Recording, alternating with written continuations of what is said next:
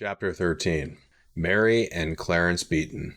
Cesar carefully and slowly used the tip of his rifle to push the front door open. Then he slowly stepped across the threshold into the entryway of the Beaton house. Holy shit, he thought as he looked around. The whole place was in chaos. The entryway opened into the dining room and the living room, which were connected by a wide walkway. The table in the dining room was overturned.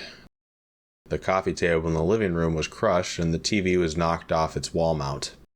With his rifle raised, Cesar slowly circled along the wall in the living room, checking for hiding places and surveying the damage. He repeated the same process for the dining room, the kitchen, and the room that served as Clarence's office on the first floor. Everything was clear. The kitchen and the office looked to be in pretty good shape, but the living and the dining room were clearly messed up. There must have been some sort of struggle. He was just about to lower his rifle when he noticed something that looked out of place on the stairs. It had been a while since he and Sylvia hung out at her parents' house, but he still had a pretty good feel for how things should look. Some of the pictures on the stairwell wall were crooked. He walked closer to take a better look. Something on the floor caught his eye. The lights weren't on in the house, but the sunrise outside was now bright enough to provide a bit of light through the windows. Sunlight was currently illuminating a dark red blotch that covered the first step. He knew immediately that it was blood. That discovery had the immediate effect of spiking his heart rate and flooding his system with more adrenaline. With his rifle raised, he slowly worked his way up the steps as quietly as he could. Every few steps, there was another glob of blood on the carpet. He followed the blood all the way upstairs. At the landing, it turned down the hallway to the left. To the right, there was a single storage closet and a window. There was a mostly dusty chair pushed in front of the closet, so he assumed that nothing of interest was that way. He turned his attention to the left and proceeded to carefully walk down the hall. He stopped at the first door, which was Sylvia's older brother's room. He cracked the door open so he could peek in. Everything looked like it should be, so he decided not to go in. It would be a waste to search it now. He needed to find out where the blood was coming from. He started to close the door, but he closed it a bit too fast. It let out a loud squeak that could have just as well been a thunderclap in the early morning quiet of the house. He flinched, but was then startled by what he heard. A feeble voice from the back room weakly called out, "Sylvia, is that you? Run away! Get out of here!" He recognized the voice as Clarence immediately. He glided down the hall and opened up the door to the master bedroom. Inside, Clarence was lying on the bed. He looked to be just as shocked to see Cesar as Cesar was shocked to see him. Clarence was wearing his usual Saturday attire. He had on a pair of high-end casual shorts that matched his blue polo. That part was normal. What wasn't normal was the massive bite mark on his right leg. The bed wasn't entirely covered in blood, but there was certainly plenty of it. Cesar lowered his rifle a bit and stepped inside the room. "Cesar!" Clarence exclaimed. "What the heck are you doing here? Where's Sylvia?" "I was hoping you'd be able to tell me. I'm here to get her," Cesar said more quietly. He was initially relieved to see Clarence, but that faded fast when the facts started to become apparent. The fact that they were even having this conversation was proof that Clarence was bitten less than 10 minutes ago. That meant two things. First, and most importantly, there was a zombie nearby. Second, and almost as important, Clarence would likely become fully infected within the next 10 minutes. Both were major problems for Cesar. "Why did you come here? Sylvia said she was staying at the apartment this weekend," Clarence asked with clear confusion. "Wait, what?" Cesar said with an equal amount of confusion. He was in the process of peeking out the door, but now Clarence had his full attention. Clarence finally seemed to realize that Cesar was holding a rifle. He looked from the rifle to Cesar a few times before he asked, "Have you seen Mary?" Cesar was about to answer no when he heard a creaking sound emanating from the hallway. He stepped back out into the hallway to check what it was.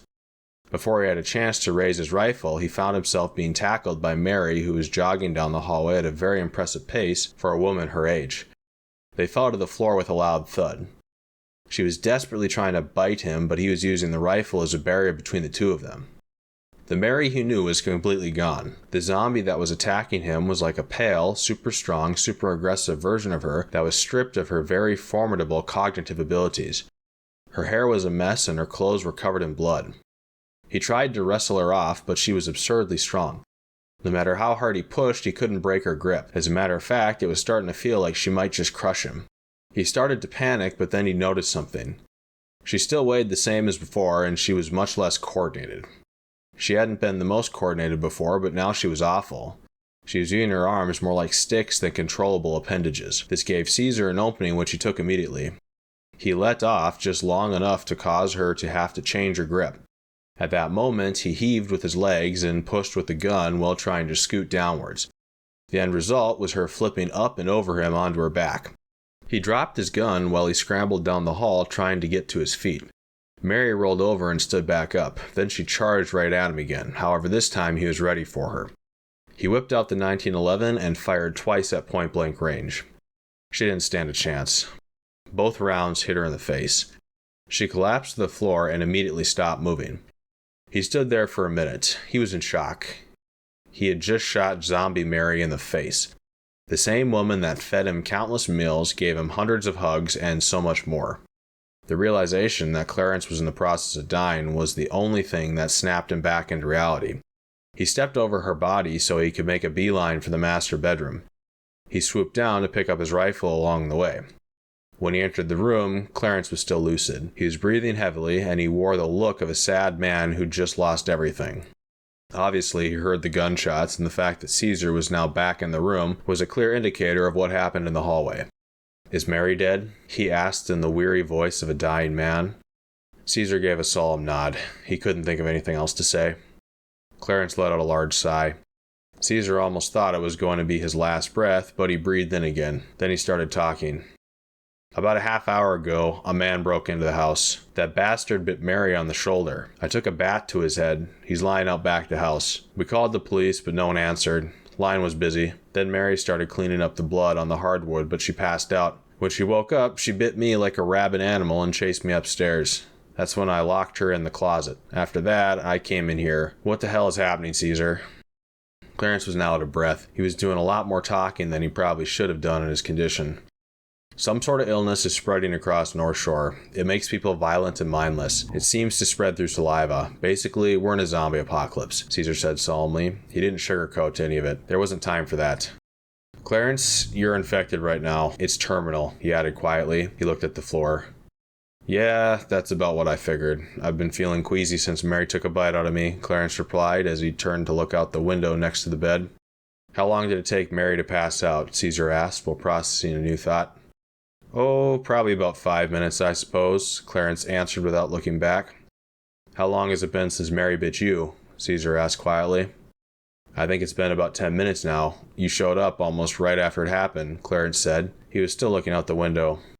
"You probably don't have too much time left," Cesar said gravely. The graveness was more for himself than Clarence. When Clarence went, Cesar knew he would have to do the same thing to him that he did to Mary. He wasn't really sure that that's something he could even mentally handle. With Mary, his life was on the line, but with Clarence, it would be wise to not let it get to that point. Ultimately, Cesar found himself trying to mentally prepare to execute the man he thought would one day be his father-in-law. That was after having already killed his expected future mother-in-law.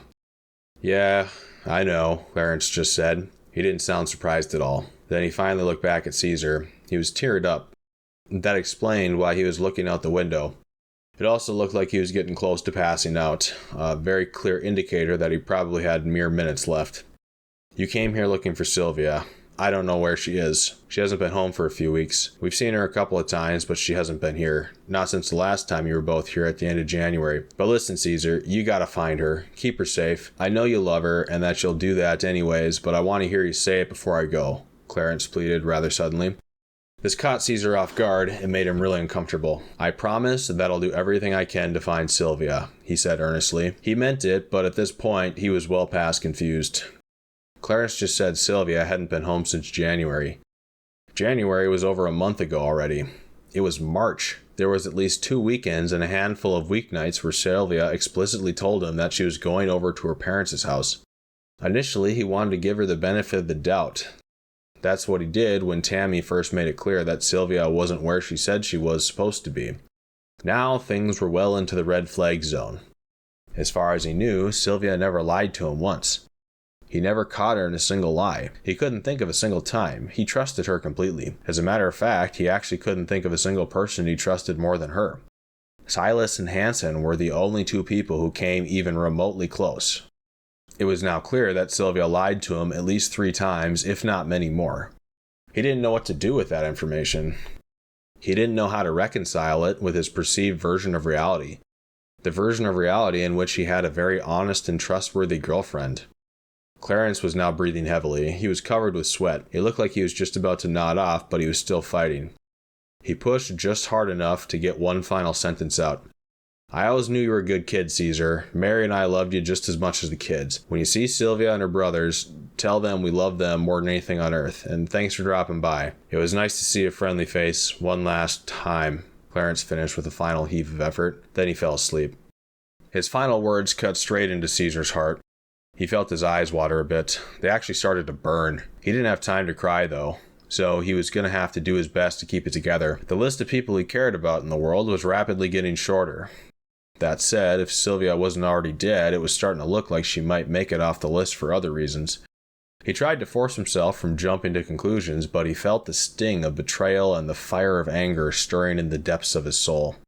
He would deal with all of that when he got back to Swift City. For now, he checked his rifle. It was loaded and ready to go. Then he slowly raised it so it would be pointing at Clarence's head. He waited. It didn't take long. Less than a minute after he'd fallen asleep, Clarence reanimated. He immediately lunged from the bed toward Cesar, but Cesar was ready. He fired his rifle 3 times. Then he fired it once more to make sure the job was done. After that, he turned and left. As he was making his way downstairs, it occurred to him that even if Sylvia hadn't been lying to him, it's unlikely that they would be on very good terms if she found out that he personally shot both of her parents. He could always leave out those details, but then he'd be a liar himself. After contemplating it for a moment, Cesar decided not to worry about it. Realistically, telling her about what happened here was a long-term problem. For the time being, he had literally zero clue where the hell Sylvia could possibly be. He spent a few minutes searching around the house for the pickup keys. After what he'd been through on the trip here, he had zero desire to run back to the bridge. It took a while, but eventually he found the keys on the floor. They evidently fell off the key hanger during the struggle between Mary and the zombie earlier. He took the keys, then he edged to the picture window in the living room so he could look outside. It was now early morning. There was plenty of light now, which made it easy to see the mess that was brewing outside. The main wave was upon him. He could see about a dozen zombies roaming the streets outside the house. They were pretty much everywhere. It would likely just get worse the longer he waited. He stepped back slowly. Once he was well away from the window, he headed to the garage. He was extremely thankful for the existence of attached garages right now. He opened the door from the house to the Beaton's garage carefully. He made sure to shut it equally as carefully behind him. Inside the garage was a newer antimatter blue Ford F-150 Limited back Clarence bought about a year ago. The reason Cesar knew it was antimatter blue was because he once made the mistake of calling it royal blue in front of Clarence. Clarence corrected him on the spot, which was a bit funny. Cesar wanted to point out that no one had ever seen enough antimatter to actually know what color it was, but he decided that was a battle not worth fighting. Clarence's business brain didn't like to get into the technical stuff Cesar thrived on. It was a beautiful pickup, but that was to be expected. Clarence paid like $80,000 for it. It was his pride and joy. Mary often joked that Clarence loved the pickup more than his own children. With that said, Clarence let Cesar take Sylvia for a few rides in it. Yet he never let Sylvia drive it. Cesar found it a bit amusing that Clarence trusted him driving more than his own daughter, but he wasn't complaining. It wasn't very often he got to drive 4 years of tuition around Swift City. Hanson and Silas both were pretty impressed with it too. That wasn't saying much for Silas, who is a bit of a Ford fanboy, but Hanson was a fair judge of pickup greatness. A positive reaction from him was worth a lot. Cesar walked over to the pickup. After a quick inspection, he hopped in.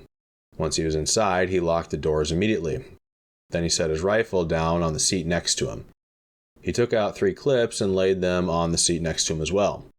He wanted them someplace they would be easy to access. After that, he put the key in the ignition. After the pickup made a quiet chirp, he turned the key halfway. While he waited for the startup lights to turn off, he pulled out his phone. He clicked on his conversation with Winters. Then he pressed the call button. The phone rang twice. Winters picked up. "Hello?" came Winters' voice. She sounded a bit surprised, which Cesar felt was almost a bit insulting. "Hey, The VIP isn't here. I'm gonna head back to the bridge. What's the current situation in the rest of the city? Cesar asked, doing his best to mask his disappointment about not finding Sylvia. Glad to hear you're not dead yet. We've almost finished getting all of the supplies. Hanson called in a bit ago. He's still working his way back to the Waterway Bridge. They found some police holed up at a police station in North Shore. It sounds like they have quite a few people with them. Oh, and they're just about out of ammo. But anyway, I'll tell Avery to let you back in. I'm sure he won't accidentally shoot you, Winter said with a grin that Cesar could almost hear. He thought she sounded more cheerful than when he left. He didn't care to take the time to unpack that. All right, sounds good. See you in a bit, he said, curtly before he hung up. After that, he did one more check over his rifle and the ammo. He didn't want anything to go wrong. Other than in Grand Theft Auto, he never tried to shoot out of a vehicle while driving. It seemed pretty sketchy. Consequently, he was going to try and avoid it, but if push came to shove, he'd have to make it work. Satisfied that he was as ready as he was going to get, he started the pickup. He hit the garage door opener. The sudden noise attracted the attention of the zombies who were milling about on the street. He took a deep breath. Then he kicked the pickup into drive and floored it. He really hoped he wasn't going to have to run over anything. It would be a shame to hurt the pickup.